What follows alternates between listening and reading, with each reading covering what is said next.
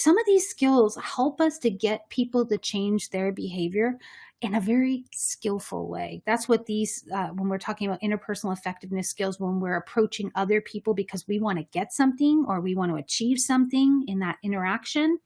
But we must also balance that attempt to get that change in the shift or get what we want out of it with accepting others as they are and accepting that they are coming with their own perspectives, with their own priorities, with their own goals, their own feelings. So we'll be focusing on that, just remembering to walk that middle path, that yes, what we need is very important.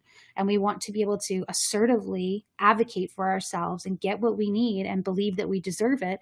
And there's another human being or more in that transactional relationship who also has all of this stuff going on inside. And when we get triggered, when we get emotionally intense, sometimes, we forget about that. Like I have to say, like they say that people with BPD traits lack empathy, and I call bullcrap on that. I think we're some of the most empathetic people on the planet. I think many of us identify as empaths. I think that, we can't handle pretty much those commercials about children that are starving or animals that are being abused. Like we feel deeply.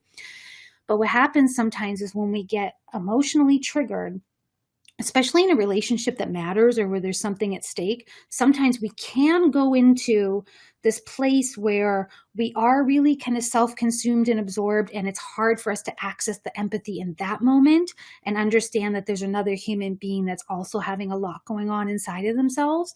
And that was certainly very true for me.